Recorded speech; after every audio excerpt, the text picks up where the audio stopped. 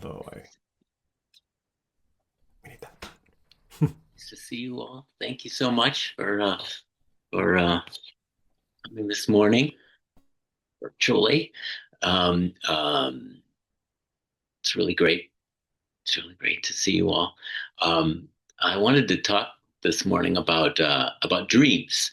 Um, uh, one of the most troubling, or I guess most difficult fascicles of Dogen's Shobogenzo that have always fascinated me was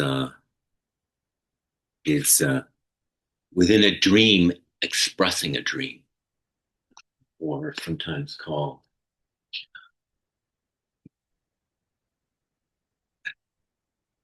preaching a dream in a dream, Mucho Setsumo. Um, and I think I'd like to, before getting to the Dogen, though, I'd just like to kind of go through the background of dreams. The dreams are obviously just a rich part of our shared religious heritage, deeply embedded in the culture and predate Buddhism as something very important for understanding who we are. Um, and I think um, that's a part of the background of Dogen's use of dreams in the fascicle. Um, so one of the first things about dreams is that in childhood, I think I think it's possible to say that our first consciousness might be from a dream. We spend all these months of our life, the first part of our life, actually with our eyes closed and without breath, in I think what could be seen as a dream state. Um, and so, in a real sense, as beings, as conscious beings, we we start in a dream. You could say that we start in a dream, and that we don't necessarily remember all of that, but it could be. It's possible that it's in the background somewhere as part of a religious heritage. You know, the the the Pali scriptures, the Queen Maya, Queen Maya, um, has a dream that predicts the future of the Buddha, which is something that um, it's not uncommon for a great religious teacher to have a similar kind of conception dream. Um, Mary, the mother of Jesus, has a similar dream. I know that Muhammad, there's a dream that portend his birth and future. In Maya's dream, Queen Maya, um, she is visited by um, by a white elephant, um, kind of a symbol for fertility and male fertility. Uh, and Also, there's a related dream about rain and about a white bull, all of which are essentially about male fertility, but also about um, about conquering or achieving great things. And in the stories, and it's variously told, I guess, in the Pali Canon, interpreted, told in various places, as this often happens in the Pali Canon. Um, the idea is that the dream could go either one of two ways. One, that the Buddha, the child, will be a great wheel turning king, a political leader of vast power, or the Buddha will be a great religious leader who will conquer um, death and save beings from the realm of suffering. And this, I guess, is in a lot of commentators note that this is kind of unusual for the way dreams are interpreted, in that often there's something definitive about a dream, but here it has this kind of branching quality where it could go one of two ways, which um, I think is a particularly Buddhist sort of innovation to dream interpretation, and one that I think kind of holds through all of the view of dreams that we see in Buddhism. But this is part of the Buddhist story. Also, um, before he embarks on his great quest, the before he leaves home, his wife, Yosadara, and sometimes called Gopa, and I didn't know this, but from looking at the literature, there are in some versions of the Pali Canon, the Buddha had two or three wives, um, although sometimes they're interpreted as just different names for the same wife. So um, I didn't know this, and this is all um, interesting to me. But there's a various versions of Yusadara or Gopa's dream um, before he leaves on his journey to find enlightenment. While he's a prince in his father's court, um, and there's a long dream related in the Hinstakara Mana Sutra. Um, and just to quote it here, it's very interesting. Gopa sees the whole earth, including the oceans and mountain peaks, shaken, and trees broken by the wind. The sun, moon, and stars fall from the sky. She sees her own hair cut off by her left hand and her crown fallen off. Then her hands and feet are cut off, and she is naked, her pearl necklaces and jewels broken and strewn about. She sees her bed broken, lying on the floor. Her husband's ornaments, clothing, and crown are scattered on the bed. She sees light coming from the sky, which is plunged in darkness. The beautiful nets made of precious materials are broken, and the pearl garlands have fallen. The great ocean is in turmoil, and Mount Meru is shaken to its foundations. Doesn't sound good. Um, and I think you could see that this reflects the kind of ambivalence in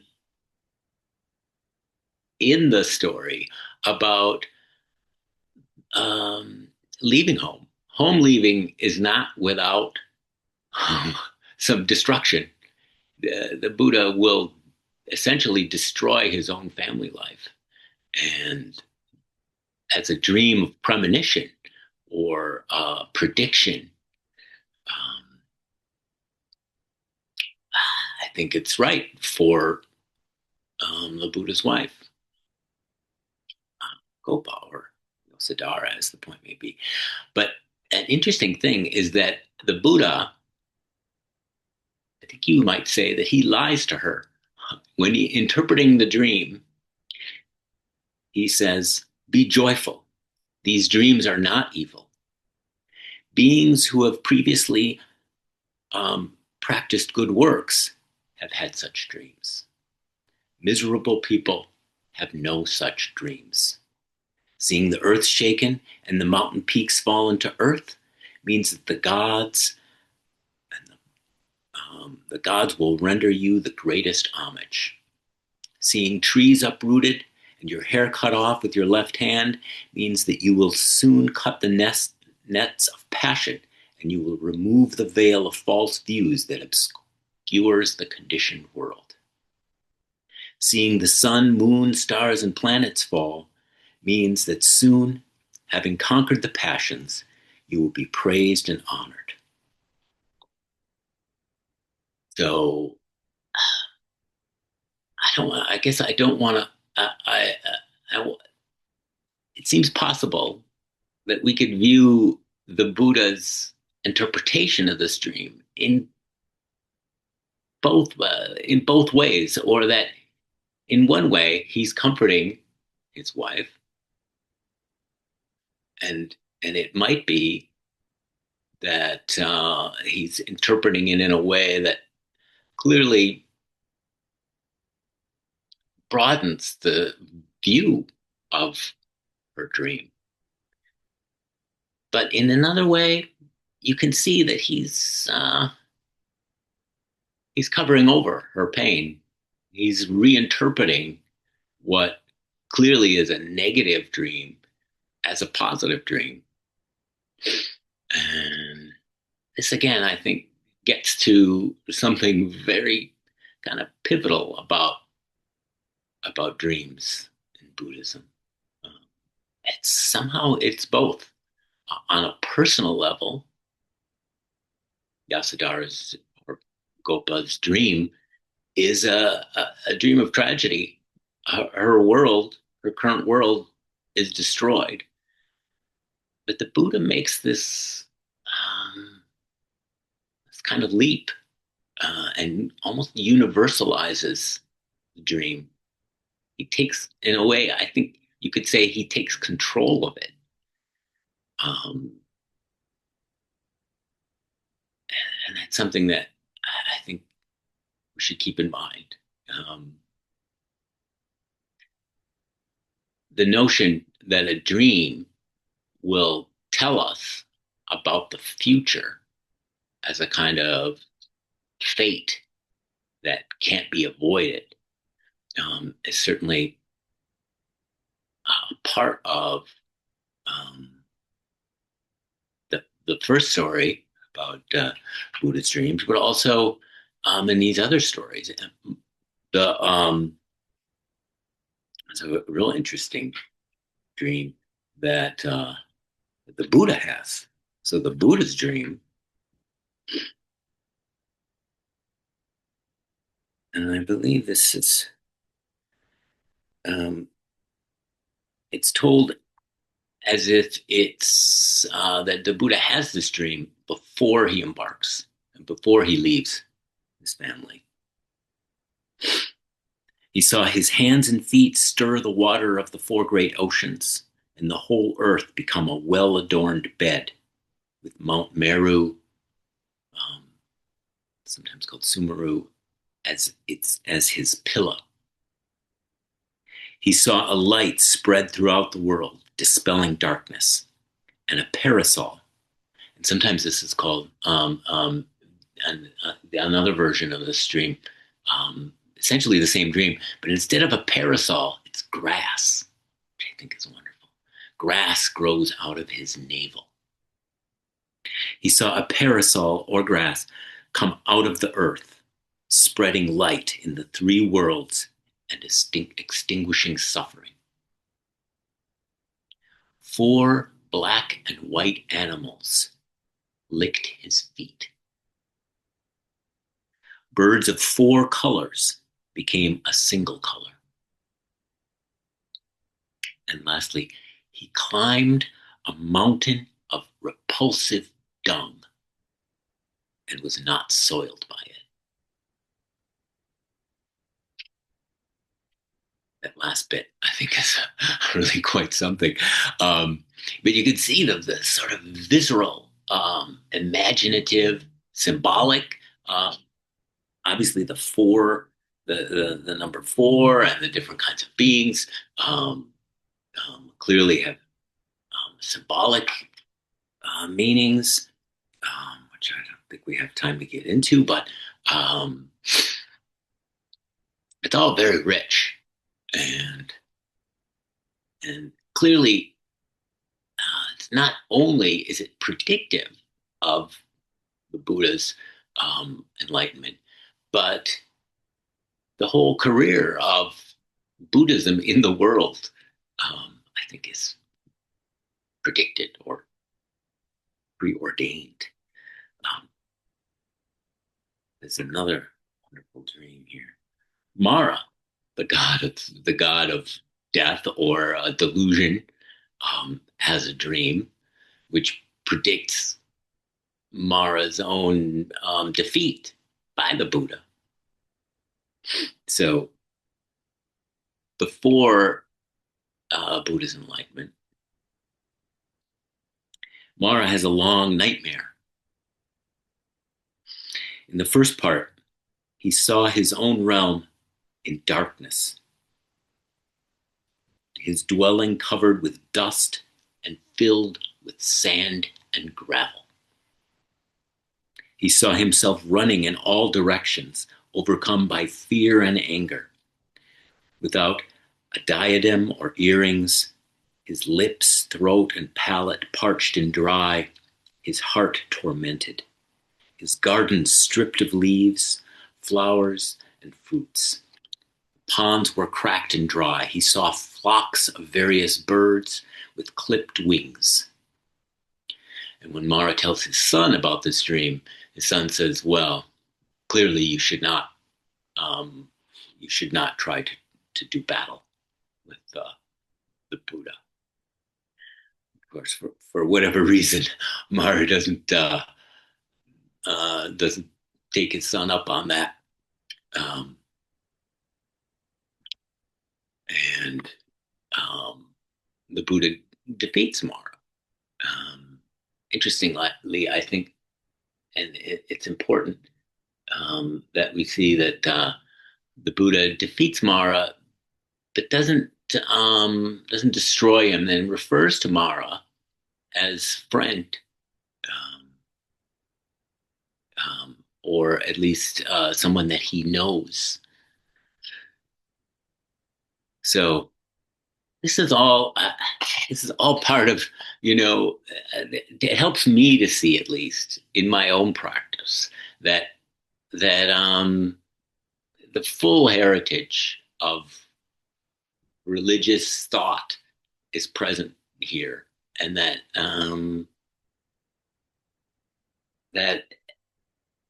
it's kind of difficult. It's not readily apparent what it all means. And of course, in the Christian tradition that I'm familiar with somewhat, there's Jacob's ladder, where Jacob, son of Isaac, sees uh, angels going up into heaven in a dream and coming back down again. It's like a dream is a pipeline towards the divine, a kind of channel. It's like an open channel towards understanding God's will in the world. There's a whole other side of dreams that I think we could see dreams as something that are ephemeral and untrustworthy. It's like the flip side of the massive sort of predictive mystical power of dreams. There's this notion that a dream is a kind of fancy, it's not trustworthy. Um, my wife, Laurel, pointed out to me today, cheer up, sleepy Jean. What can this mean to a daydream believer and a homecoming queen? Um, and Dogen uses uh, dream all the time as a kind of descriptor of something that is not real. That this is just a dream. Um, the and of course in the background of Zen, the, the notion of dreams as ephemeral or projections of the mind, which are not to be trusted, is readily apparent. The founding of the Zen school in China, the under the Bodhidharma, the Bodhidharma and his followers are called the Lankavatara school. And the Lankavatara school is Lankavatara Sutra. Essentially the point is that all things are projections of the mind, and that projections of the mind are expressed as kind of dreams which are not to be trusted. And the whole point of the Lankavatara school, or part of the point, as I understand it, is that to disabuse us of the notion that we know the world directly as um, as it is. Rather, we should see that all things are projections of the mind, essentially a dream, and it's referred to as if dream. And historically, as I understand it, the kind of primary sutra of the Zen school passes from the Lankavatara school to the Diamond Sutra, somewhere around the time of the sixth patriarch. The sutra that defines Wei Ning and the sixth patriarch is the Diamond Sutra. It's much I think shorter, much it's much more direct, and the one of the main, probably the most famous part of the Diamond Sutra is that last section, which probably all know, variously interpreted, but the Diamond Sutra essentially is one of the Prajnaparamita sutras, um, of which the Heart Sutra that we chant regularly is one, which is sometimes called the Emptiness Sutra, the wisdom beyond wisdom. And like the Lankavatara, it seeks to disabuse us of the notion that we understand the world as it is already, and that that all things are empty of self nature. At the end, it says,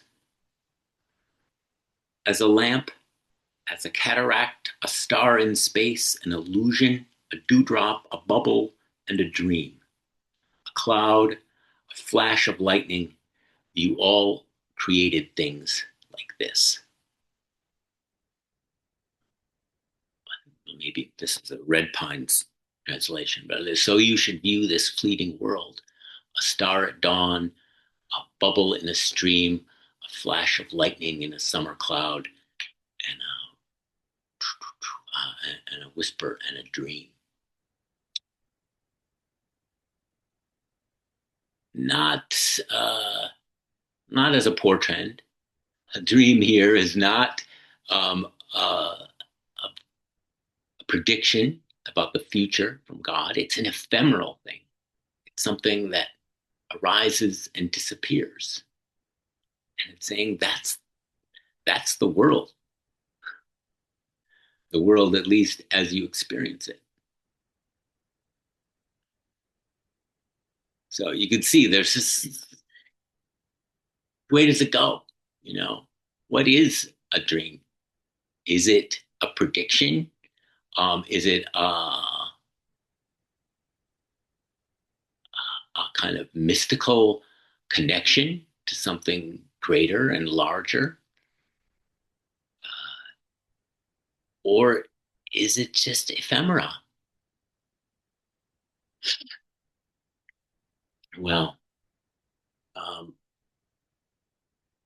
wanted to bring in one of my favorite books, non-Buddhist books, Sigmund Freud, who I know he sometimes gets a bad rap nowadays, but Sigmund Freud dealt with all this, right around the turn of the 19th century, the end of the 19th century. He he um, he saw dreams in his theory as important avenue or a important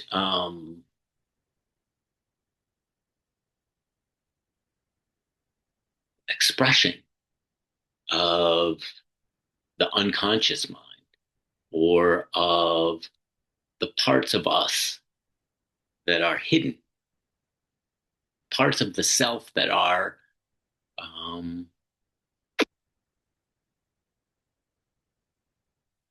that are ourself, but are also somehow not ourself. And this is I believe, a fascinating sort of effort on his part to connect with this whole religious tradition of dreams as somehow important portents or um, mystical connection and with our own life. And I see Freud as essentially a tragic character in a lot of ways, but as a book, the interpretation of dreams is just a damn good read. And so I would really recommend it. I think there's so much there, and he's such a good writer. He's really funny, a part of it, and his uh, a view of um, interwar Vienna and this kind of really the founding of the kind of mindset that we still live in. He's right there and he views it so clearly. But his notion is that dreams, like in the religious tradition, are expressions from the beyond. The beyond, in his case, he's brought it in to the fence of the self. And the beyond is this unconscious, this thing that by definition is part of us, but also not part of us. And he saw himself clearly within the scientific tradition. So, as a practitioner of verifiable science, as a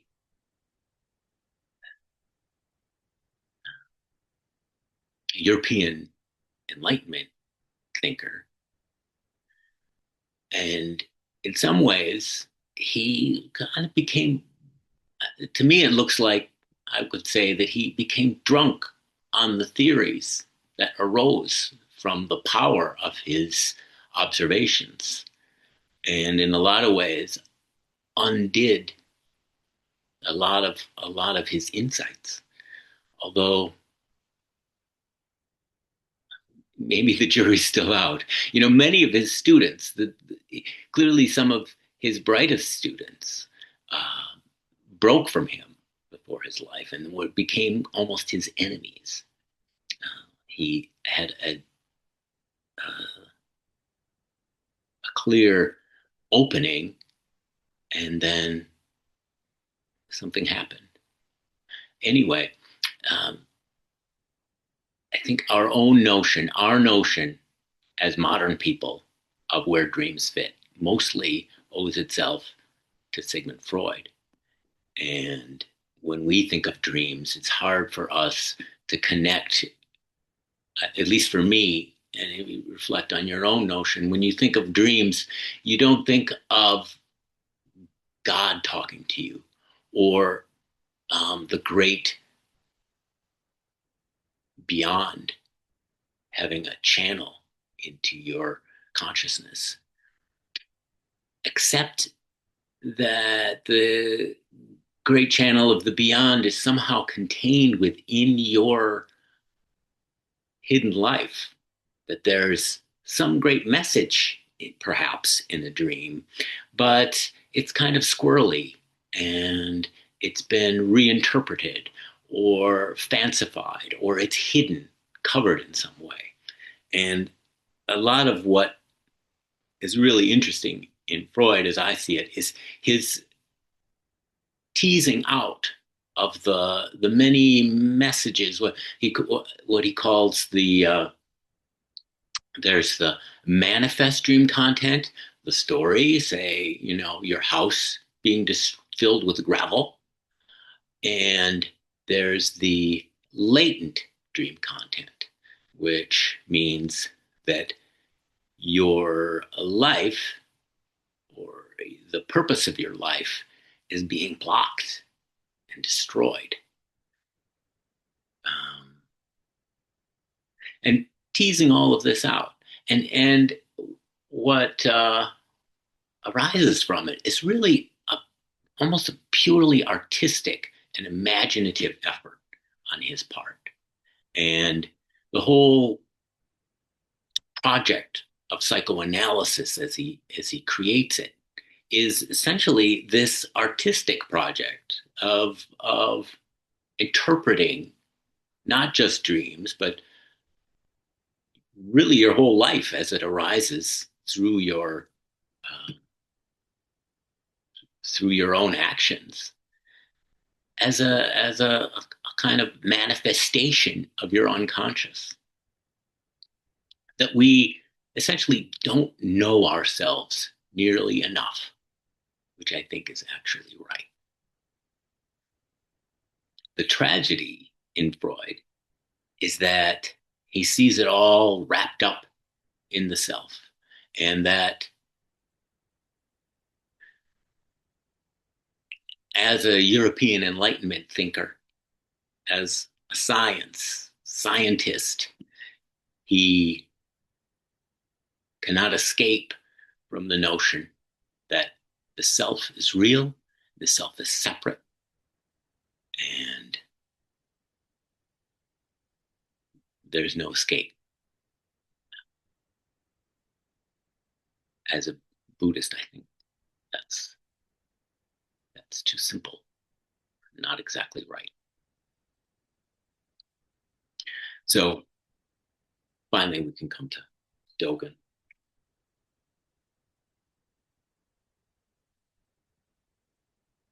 And maybe what I'd like, I guess my project here is to see how both of these threads, dreams as portends or as expressions of the truth,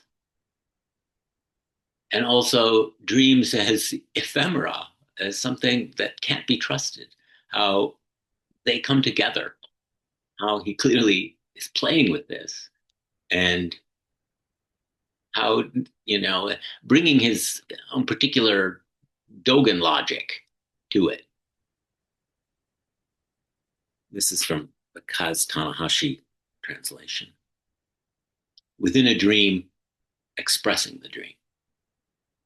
The path of all Buddhas and ancestors arises before the first forms emerge. It cannot be spoken of using conventional views.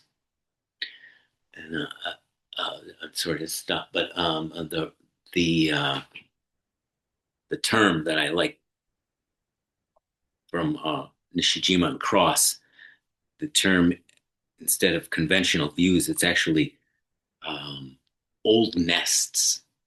It's a kind of idiomatic expression, but old nests are conventional views. The images of a bird returning to a nest from the previous year,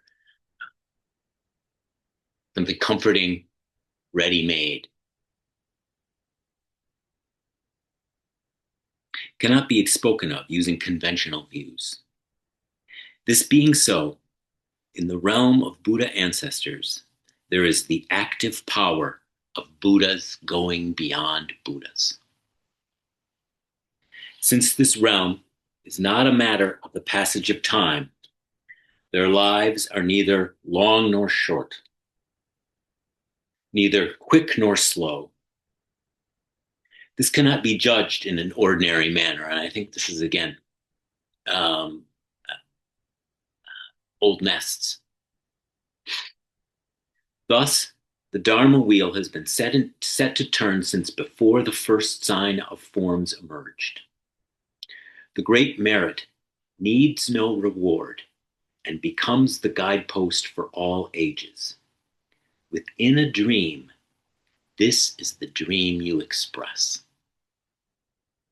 Because awakening is seen within awakening, the dream is expressed within a dream.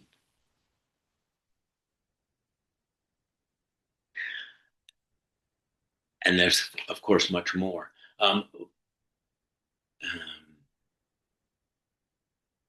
One wonderful thing is that Dogen says that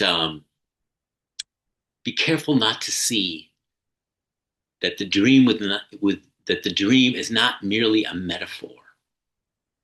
But if it were a metaphor, it would still be Buddha Dharma and still be a dream within a dream.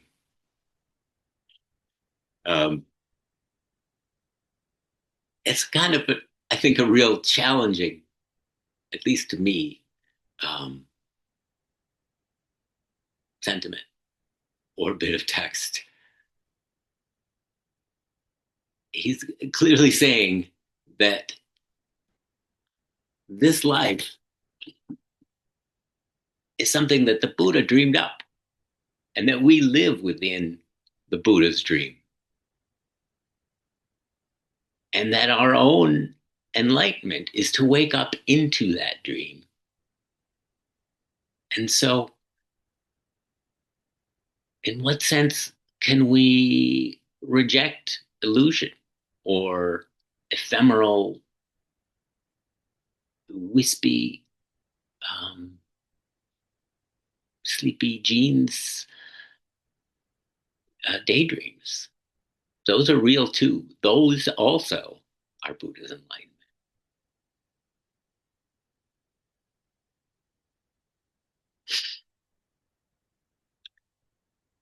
I think it's a kind of radical vision, and you can see that he's not saying, he's not rejecting anything really, but still there's a kind of skepticism grounded in this vision. To me, it points to what it looks like is imagination, that the world, at least as we experience it, like the Ankavatara Sutra is saying, it's a projection of our mind, that we don't experience anything without interpretation. And that on the one hand, we should never just trust our interpretation as if it were true and real. But on the other hand, there is really no escaping the imaginative force of of this vision, of this dream. And the line between what is real and what is not real is something to be questioned. And it's not saying there's nothing real. And he's not saying that he knows what's real necessarily. It's the Buddhas are always going beyond Buddhas. And the Buddha Dharma or the Buddha's path arises before your opinions, before your mental projections. It's not necessarily a sort of temporal before, like when we were a baby necessarily, or in some distant past.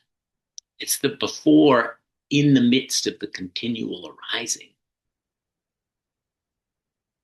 You know quite what that means, but that seems to be what he's saying.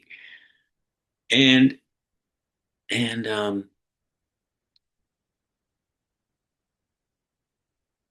like Freud, you can see that his ambition to try to communicate something that is really deep and profound is so huge that it just kind of leaps over um, the way that normal people talk and write.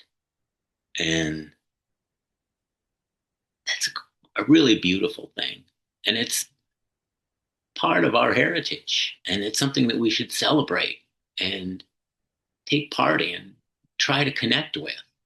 That to me is the strength of this practice.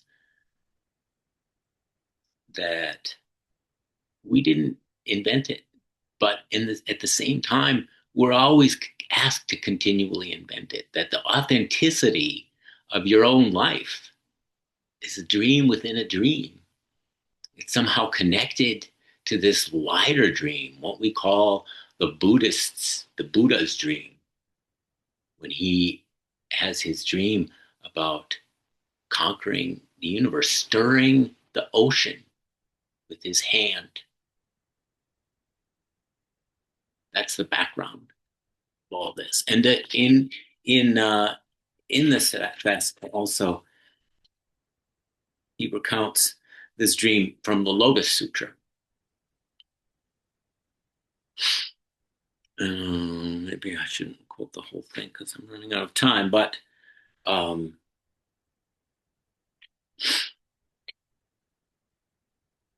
well, it's lovely. All Buddhas, with their bodies of golden hue, splendidly adorned with 100 auspicious marks, hear the Dharma and expound it for others. Such is the fine dream that ever occurs. In the dream, you are made king. Then you forsake the palace and the household entourage, along with utmost satisfaction of the five sense desires. And you travel to the site of practice, under the Bodhi tree, on the lion seat, in search of the way.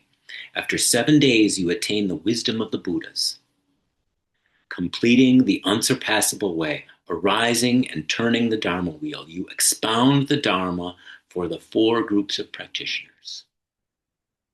Throughout hundreds of thousands of millions of kalpas, expressing the wonderful Dharma, free of flaws, and liberating innumerable sentient beings. Finally, you enter parinirvana like the smoke dispersing as the lamp is extinguished.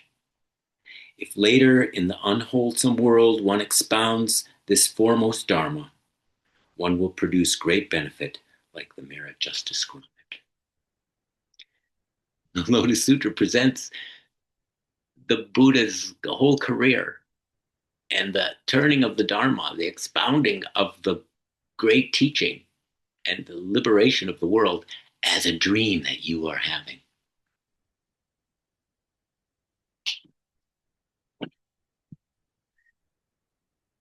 So I'd like to stop there and see if anybody has anything comments on that may bring up for you.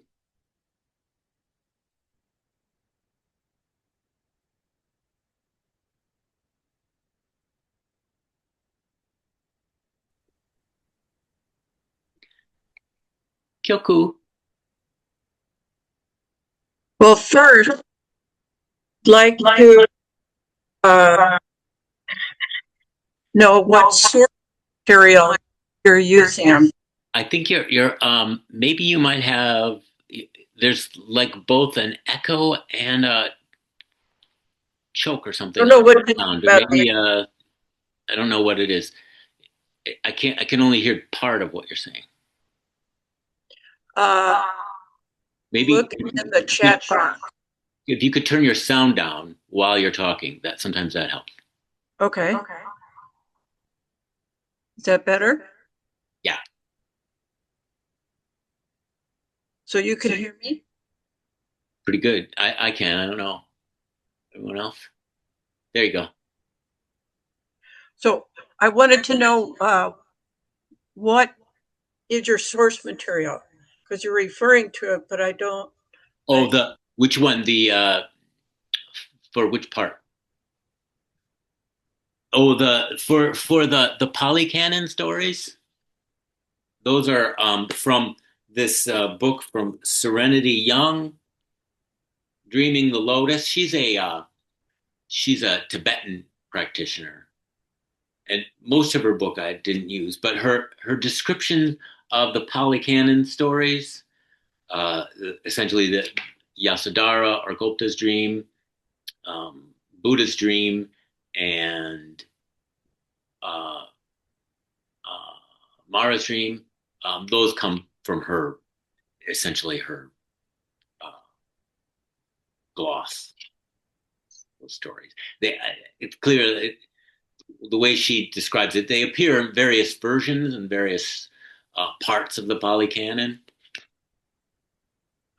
So I haven't looked them all up. The Anguttara Sutra, well, there's several. Queen Maya's dream also related here, but I haven't used. But she goes into a lot of detail about other kinds of Tibetan dream practice, which I don't see it as a whole other kind of practice, not something I get into. And then, of course, the Lankavatara Sutra and the Diamond Sutra, those are the Red Pine translations. And then Okay. um, I really like I really like um, Tanahashi's uh, Shobogenzo, but I miss he doesn't have any footnotes or anything. He clearly um, presents this beautiful, raw, rather poetic text. So Nishijima uncrosses Shobogenzo is really useful, at least to me.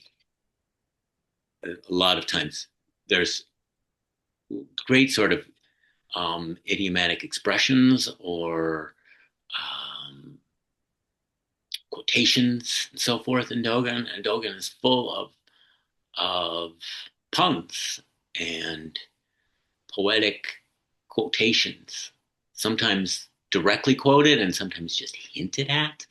And I think they're really good at catching a lot of those. The notion of old nests, which I think is really really great, a really powerful way of describing what I think of as our scientific materialist mindset.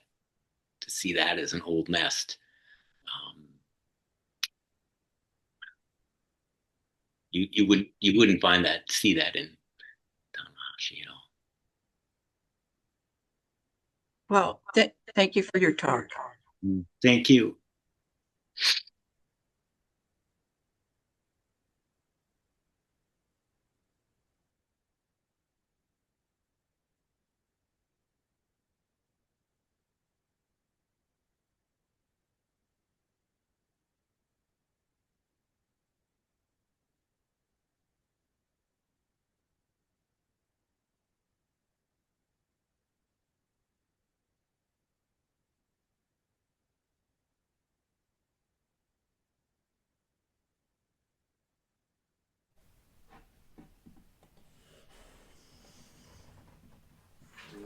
So,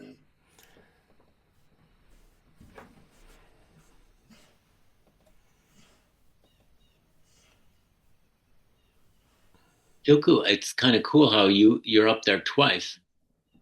I see you. Yeah, You must have a she's muted. You're muted, Kyoku. homunculus, a, uh, a a ghost version of yourself. Something I've always wanted to have, so I could double my work income. Well, I don't know what I'm doing as usual. But you must have a couple devices running at once. Somehow, yes. But I'm afraid I'll lose everything if I start clicking around. Yeah, So sit tight. it's exactly like practicing though. Yeah, sit tight. Get through the hour, and we'll figure it out later. Yeah. One thing that I wanted to get to that I think is an interesting branch of this notion is, you know, our coming AI rapture or apocalypse, depending on your point of view. That a lot of imagination now, or I think of what the function of dreaming is like many other things, is being outsourced to this mysterious machine out there, and it doesn't look healthy to me. I worry about that. Um, um, Essentially, what what Dogen is talking about is imagination, it's creative potential in the world that's also in us, that is somehow shared, that is like the unconscious, that this is part of our heritage and this is part of who we are, and we shouldn't see it as some sort of objective fact or outsource it to other people or to machines.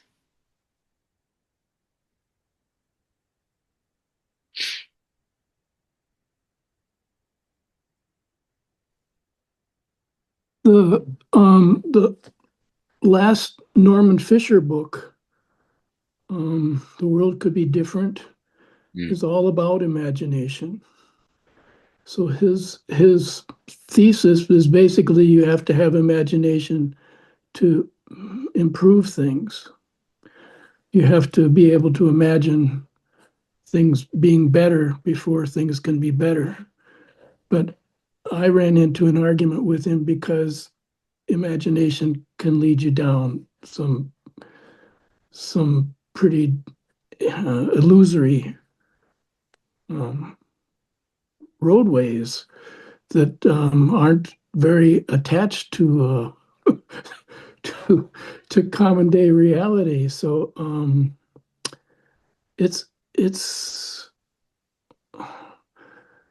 it's an issue of bringing in imagination of I have a friend who basically has a very she is very skeptical, very cynical even, but she has a friend who's very much a Pollyanna, and she tells me that people who are skeptical have a much more realistic view of reality, but people who are more Pollyannish actually get a lot more done. Yeah, and what is the yeah, if you get to choose, which would you? Yeah, part of Dogen's notion of a dream within a dream is, I think he's like, show me when you say what's realistic or what's real. This is to me where the rubber hits the road with Freud even, is what is more? How do you know what's real? What isn't imagination real? isn't the action that you do, if you're getting stuff done, those that doing, that getting done, that's real. Um, how do you know that there is something out there that is not connected to imagination, that is somehow real? That's I think, the basis of the European Enlightenment, and I think something that we should question. Um, Not that there's no real, but to what extent is it a projection of your mind? And to what extent is it like a doing rather than a being? And what is the real nature of that thing?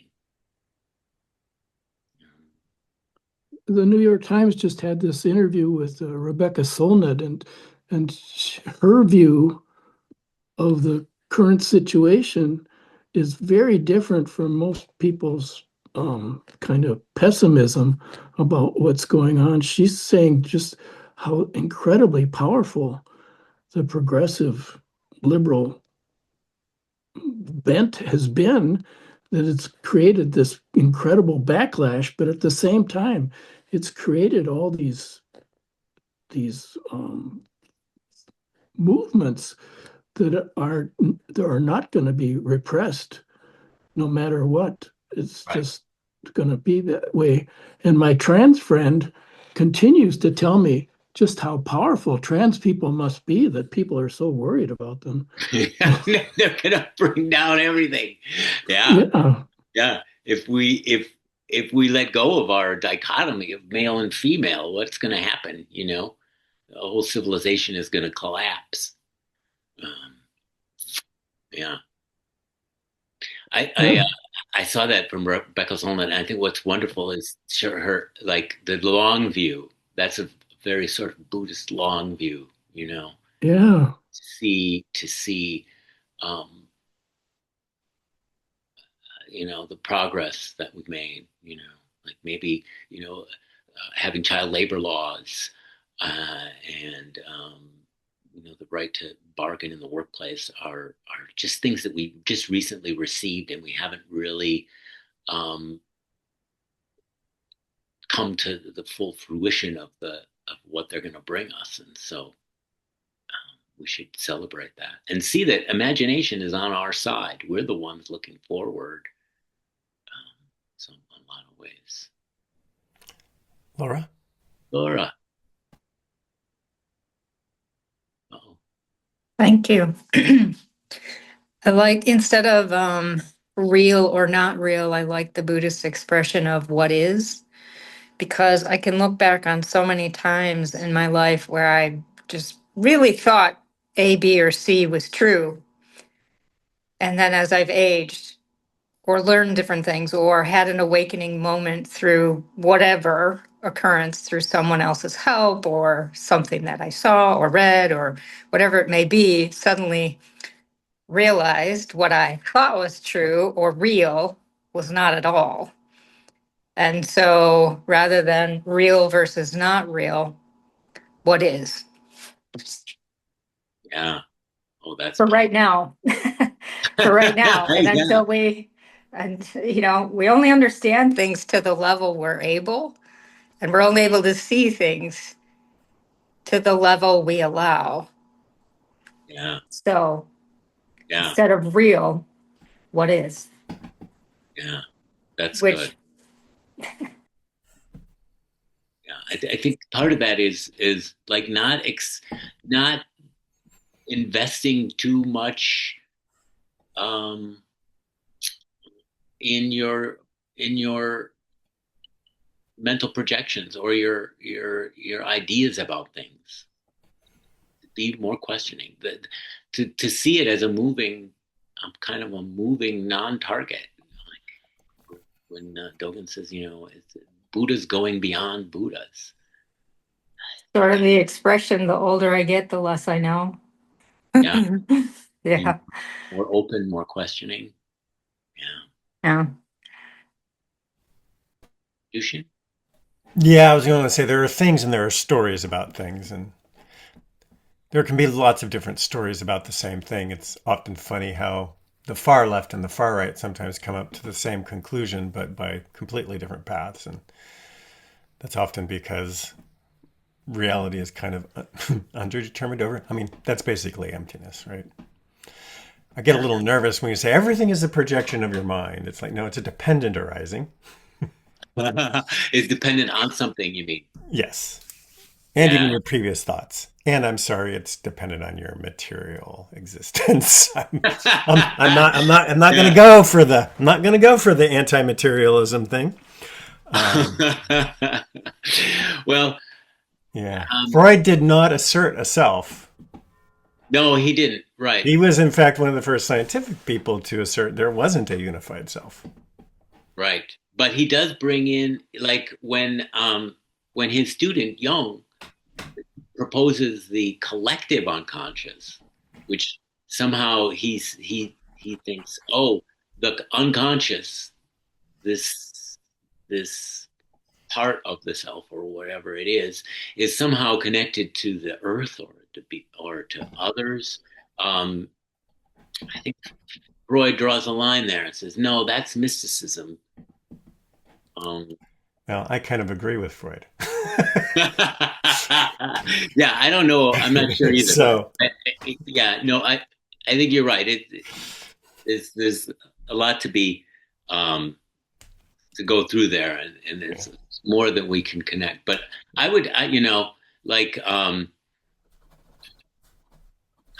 one thing that I really see our old nest, our conventional view is a materialist, at least scientist, if not scientific, worldview. And that... but it's also just our habits. We're just trapped by our habits and the belief that everything is going to continue the same way it is, always has, and it doesn't. There's a lot to stop though. We're 3 minutes over. There's so much time. I appreciate it. But thank you so much. All right. Thank you, everybody, for attending today's talk. Thank you, Musho, for... I was trying to use the word dream, and I was going to say enlightening us, but I was trying to use the word dream. It didn't work. All right. Next Sunday, the speaker will be, me. So I'll be the speaker next week. Coming up, Hokyoji, March, mud season. But even while we speak, progress is being made on the Zendo.